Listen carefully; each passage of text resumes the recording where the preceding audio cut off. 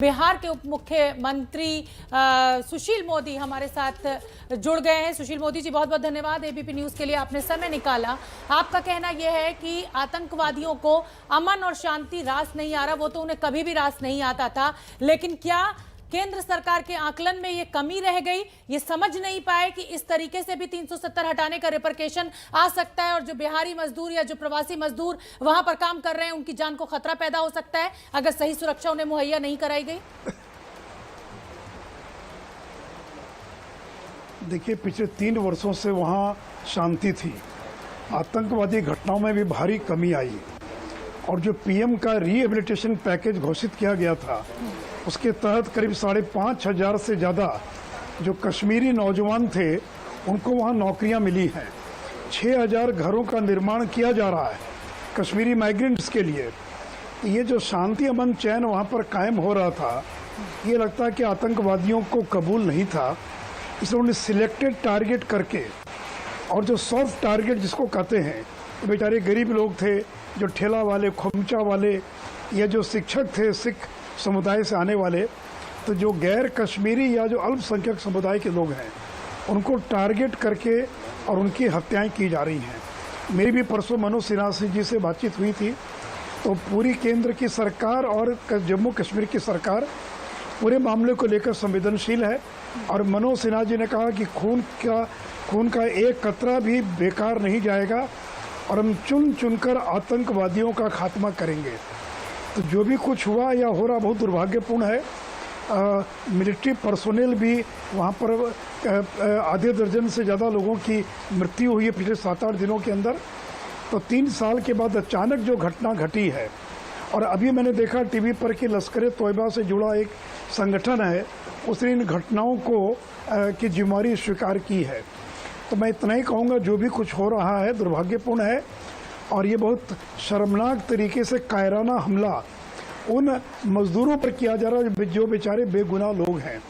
और करीब देखिए 4 लाख से ज़्यादा बिहार, यूपी, अन्य राज्यों के लोग वहाँ कमाने के लिए जाते हैं और इस आतंकवादियों को ये भी मालूम है कि नवंबर के बाद ये लोग घर लौटने लग जाएंगे, क्योंकि जैसी ठंडक प्रारंभ होती है लोग घर लौटने लग जाते हैं जी।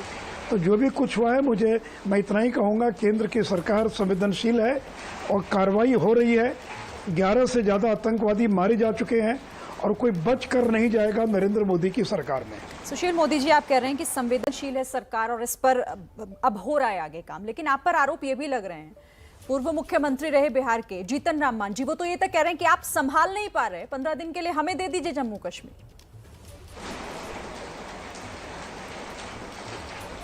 अब मैं क्या टिप्पणी करूं, उनको तो 9 महीना मौका मिला था। बिहार में क्या हुआ बिहार के लोग जानते हैं। तो देखिए, मैं इस तरह की हल्की टीका टिप्पणी का कोई जवाब नहीं दूंगा, लेकिन मनोज सिन्हा जी वहाँ लेफ्टिनेंट गवर्नर के नाते काम कर रहे हैं और पूरी सरकार पूरे मामले को लेकर गंभीर है।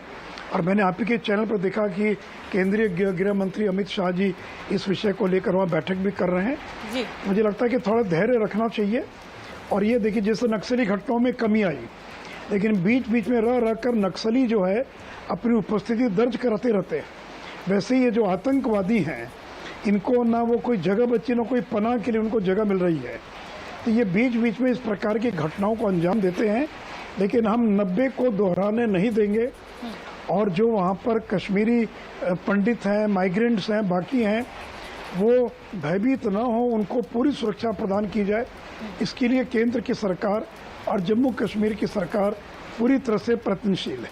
ठीक है सुशील मोदी जी, केंद्र सरकार अपना काम कर रही है, सुरक्षा बल, सुरक्षा एजेंसीज अपने काम में लगी हुई हैं, आतंकवादियों का खात्मा भी किया जा रहा है, लेकिन आपके राज्य में जो विपक्षी नेता हैं तेजस्वी यादव, उनका ये आरोप है कि आप इतने लंबे समय सत्ता में रहने के बावजूद गरीबी दूर करने में नाकामयाब रहे, पलायन को आप रोक नहीं पाए, बिहार में रोजगार आप पैदा नहीं कर पाए और इसीलिए मजदूरों को अपना प्रदेश छोड़कर दूसरी जगह जाना पड़ रहा है और उनकी जान ऐसे जा रही है।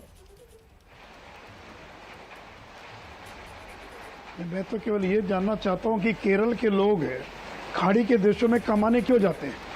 केरल तो हमसे ज़्यादा विकसित राज्य है, गुजरात सबसे विकसित राज्य देश का, वहाँ के लाखों गुजराती भाई बहन यूके में, अमेरिका में कमाने क्यों जाते हैं? या पंजाब पूरा कनाडा भरा हुआ, 12 MP वहां से जीत कर आ गए।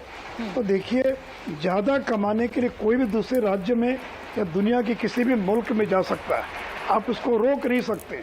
अगर बिहार में उसको 10,000 मिलती है मजदूरी, तो वो कश्मीर जाता है उसको 20,000 25,000 मिलता है। तो ये तो पूरा देश एक है। और देखिए, हम लोग की सरकार, NDA की सरकार जब से बनी है, बिहार में पलायन में काफ़ी कमी आई है पहले की तुलना में। लेकिन लोग तो जाते रहेंगे। कोई राज्य ये दावा कर सकता है क्या कि उसके राज्य के लोग उसके राज्य के बाहर कमाने के लिए नहीं जाएंगे? और कोई रोक सकता है क्या? कोई रोक लगाने का कोई कानून बना सकता है क्या? जी। तो इस तरह की विपक्ष में है, बयानबाजी करना उनका काम है, वो बयानबाजी कर सकते हैं। लेकिन हम लोगों ने यही कहा कि ज़्यादा कमाने के लिए कोई भी देश के किसी भी कोने में या दुनिया में जा सकता है, उस पर किसी प्रकार की रोक नहीं होनी चाहिए। विपक्ष एक और सवाल उठा रहा है सुशील मोदी जी, मुआवजा जो दिया गया है सरकार की तरफ से, उस पर भी कह रहे हैं कि आपने ये मदद नहीं की, आपने तो जख्म पर नमक छिड़कने का काम किया। नहीं, देखिए, 11 लाख रुपए की सहायता का ऐलान और जम्मू कश्मीर की सरकार ने किया है। 2 लाख रुपया मुख्यमंत्री सहायता कोष से और 1 लाख रुपया जो हमारे बिहार सरकार का जो लेबर डिपार्टमेंट है उसके द्वारा दिया जाएगा। कुल मिलाकर लगभग 14 लाख रुपया मिलेंगे। इसके अतिरिक्त जो भी सरकारी योजनाओं का लाभ है, उन तमाम योजनाओं का लाभ उन गरीब परिवारों को मिलेगा।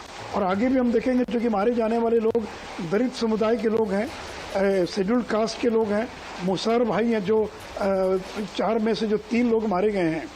तो और भी सरकारी प्रावधान के तहत और सुशील जी, बस एक छोटा सा जवाब और आपसे चाहूंगी, क्योंकि आप कह रहे हैं कि आपने मनोज सिन्हा जी से बात की है। किस तरह की सुरक्षा आप इन प्रवासी बिहारी नागरिक जो मजदूर हैं उनके लिए चाहते हैं? छोटा सा जवाब।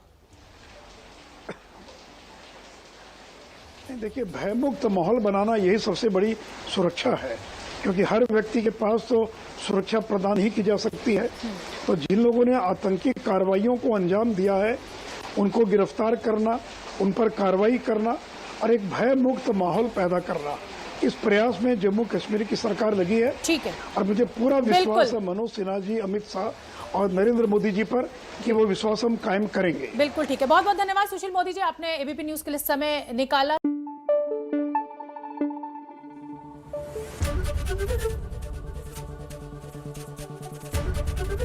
ABP न्यूज आपको रखे आगे।